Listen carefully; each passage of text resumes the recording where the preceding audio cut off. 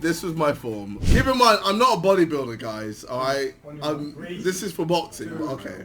All right, this was 120, I think. 120 or 30. Okay. 120 or 30 for 3.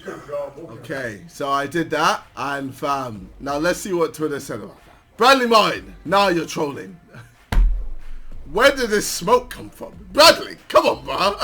I'm not a bodybuilder, Bradley. He replies, I hate to be that guy. Well, you're being that guy. You're being that guy. But bro, this was zero to do with bodybuilding. It's not just the depth. In no way are you even close to properly loading your legs, hips, back to properly utilize the squat for any sport, specific movement or function. I'm like, bro, chill. You get in the ring. Alright, after watching that first clip, you're probably looking at it being like, well, someone's right. You're probably looking at this clip again saying, oh, well, this guy's right. Well, one guy's wrong. One guy's partially right. So I'm going to fill in the little gaps. Bradley Martin is severely wrong. Quarter squats and half squats have always been utilized to create more hip drive for more weight for the person than they're usually up to doing. So let's just say you're max 100 pounds. You usually probably train with 80 pounds to 90 pounds to try to gain some strength.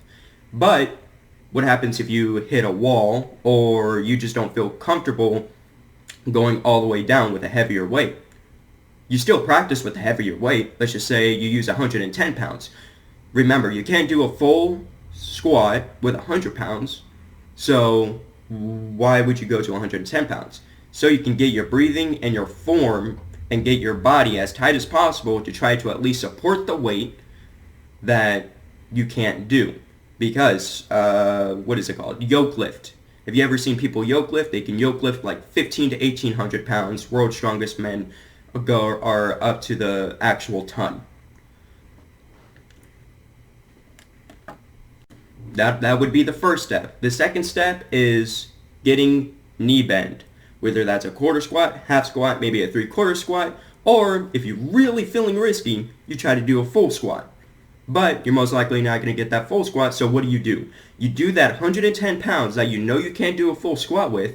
You go as low as you can. Of course, having safety, you have clips on the bar, you have a spotter, whether it's one that's either going to be spotting behind, or like in this video here, you're going to have 2 people on each end ready to catch the weight or at least subvert it so it doesn't crush on top of you.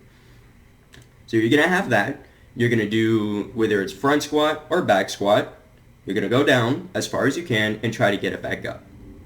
It's one way of training that's kind of, it's not really debated, but, it's debated if it works better than, just not really doing more weight than you're used to, like 5 sets of 5, then for, let's just say, a month, and then I'm going to try to add 5 pounds and do another 5 sets of 5. And as in this video, doing quarter reps, half reps for specific sports and boxing, and sometimes you'll see swimmers doing it, sometimes you'll see some golfers do it, very rare for golfers, sometimes you'll see it. It's like once in a 100 years type of thing if you see a golfer see it. Soccer and even football.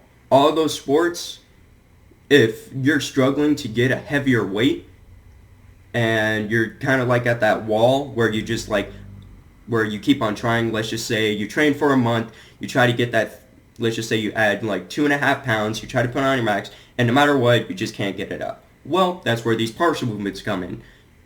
You get the weight, you add that 2.5 pounds, but instead of doing a full rep, let's just say you have one of those, you have those safety bars. Instead of coming up top and unracking it, put on the safety bar, and then you're already at the halfway down mark, you push as much as possible to try to get the weight up from the half point up to racking point, and then you rack the weight, you take it off the rack, and bring it back down. It helps your body integrate into how you're going to breathe, how you're going to brace, and how your form is going to be when you try that new weight. Because your body just can't lift it off of just trying it.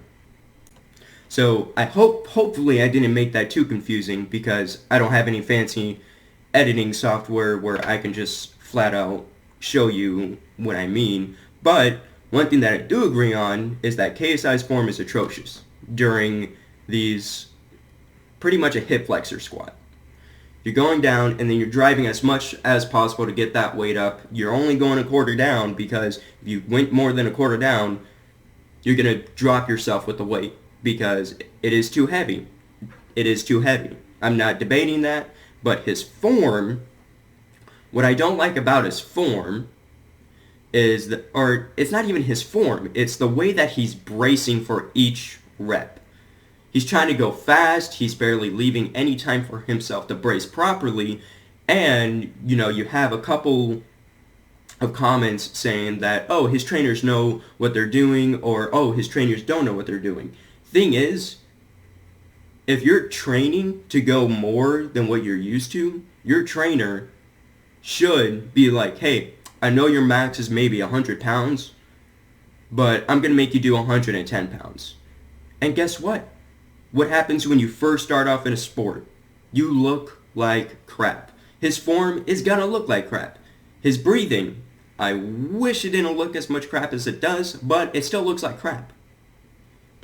The way that he braces is a little bit too fast forward. He's going to lose a lot more oxygen. He's not allowing his muscles to distribute more oxygen, to where he's going to feel pretty fatigued, or maybe his lungs are going to feel like they're about to explode. That sometimes happens when you use heavy weight. It doesn't even sometimes happen. It's expected to happen.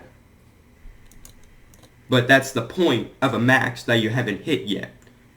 It's like, oh, I'm going to do 100% perfect reps with a weight that I have never lifted before.